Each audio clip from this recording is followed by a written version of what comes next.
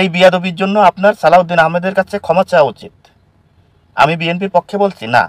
আপনি রাজনৈতিক ক্যারিয়ারে আপনি সালাউদ্দিন আহমেদ আর আপনি নাহিদ ইসলাম, আপনি দেখেন কোথায় পার্থক্যটা।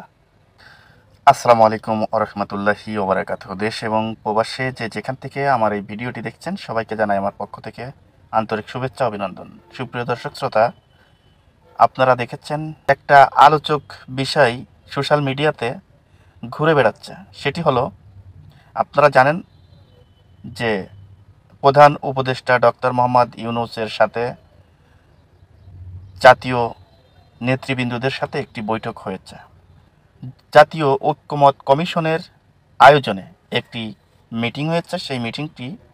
সেই মিটিংয়ে প্রত্যেকটা রাজনৈতিক দল উপস্থিত ছিলেন এবং তাদের কথা বলার সুযোগ দেওয়া হয়েছে। প্রধান উপদেষ্টা ডক্টর মোহাম্মদ ইউনূসের সভাপতিত্বে সেই অনুষ্ঠানটি শুরু হয়।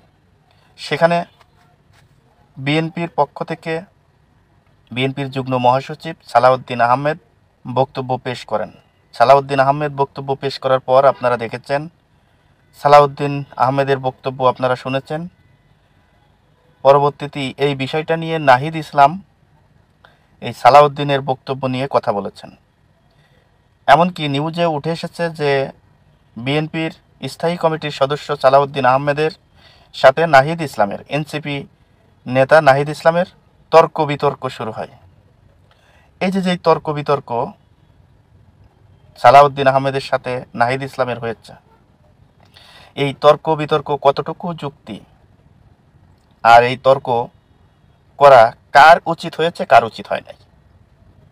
নাহিদ ইসলাম বলেছে যে বিএনপি ভারতের সুরে সুর মিলাচ্ছে, কারণ ভারত নির্বাচন চাই, বিএনপিও নির্বাচন চাই। নাহিদ ইসলাম যে কথাটি বলেছেন এটা বিএনপিকে ছোট করার মতো একটি যুক্তি সে তুলে ধরেছেন, যেহেতু ভারত নির্বাচন চেয়েছে। আমি নাহিদ ইসলাম সাহেবকে বলবো, ভারত নির্বাচন চেয়েছে অল্প কিছুদিন আগে। এর আগে বিএনপি জুলাই আন্দোলনের পর থেকে 5 আগস্টের পর বেশ কিছুদিন পর থেকেই কিন্তু নির্বাচনের কথা বলে আসছে। তারা নির্বাচনের দাবি জানিয়ে আসছে, কারণ বাংলাদেশে বহুদিন যাবৎ নির্বাচন হয় না। সেই নির্বাচনের আশায় মানুষ এই সরকারকে পতন করেছে। যেহেতু এই সরকারের আমলে সুষ্ঠু, অবাধ, নিরপেক্ষ নির্বাচন হয় নাই, যেই নির্বাচনটি হয়েছে সেই নির্বাচনে জনগণ ভোট দিতে পারে নাই। এজন্যই বিএনপি কিন্তু সেই আওয়ামী লীগ সরকারের সময় থেকেই নির্বাচনের দাবি জানিয়ে আসছিল। এখন ভারত এমনই একটা রাষ্ট্র, বর্তমান বাংলাদেশের সাথে তাদের দুঃসম্পর্ক যাচ্ছে। এখন ভারত অনেকভাবেই চেষ্টা করেছে বাংলাদেশে একটা বিশৃঙ্খলা ঘটানোর এবং বাংলাদেশকে একটা জঙ্গি রাষ্ট্র বানানোর, বাংলাদেশকে একটা অকার্যকর দেশ হিসেবে বিশ্বের সামনে তুলে ধরতে চেয়েছে। তারা যেভাবে মিডিয়ার মাধ্যমে কুবাগন্ডা ছড়িয়েছে এবং তারাও চেষ্টা করেছে অনেকভাবে, কিন্তু পারে নাই। সেটি ব্যর্থ হয়ে এখন দেখছে যে বিএনপির সাথে এবং ছাত্রদের সাথে একটা দ্বন্দ্ব চলছে। ভারত কখনোই চাইবে না যে এই সরকারকে যারা পতন করেছে, যাদের নেতৃত্বে পতন হয়েছে, যেমন এনসিপির নেতৃবৃন্দ যারা রয়েছে, তারা ছাত্র সমন্বয়ক ছিল, আপনারা জানেন। সেই ছাত্রদের নেতৃত্বে এই দেশের থেকে আওয়ামী লীগ সরকারের পতন হয়েছে।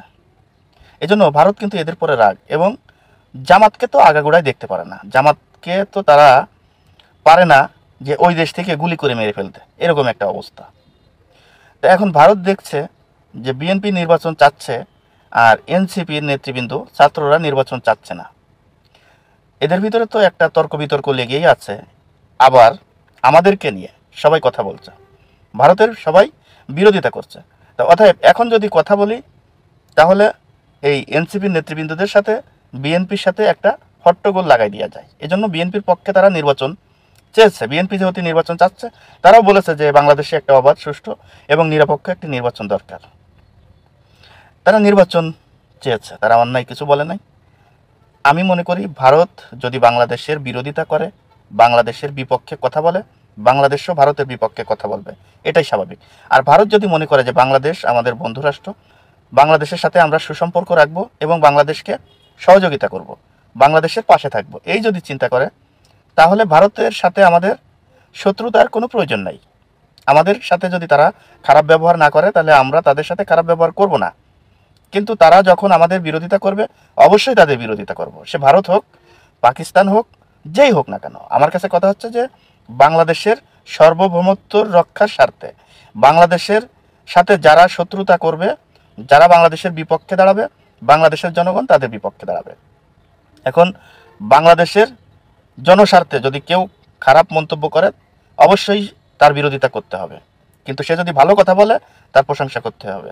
এটাই হচ্ছে নিয়ম, এটাই হচ্ছে নীতি। এখন ভারত যেই কথাটি বলেছে, এই কথা ভারত বলতেই পারে, ভারতের ব্যাপার সেটি। ভারত তো আমাদের সাথে অনেক রকম কথা বলেছে, আমাদের সাথে অনেক চুক্তি বন্ধ করেছে, অনেক বাণিজ্য ব্যবসা বন্ধ করেছে।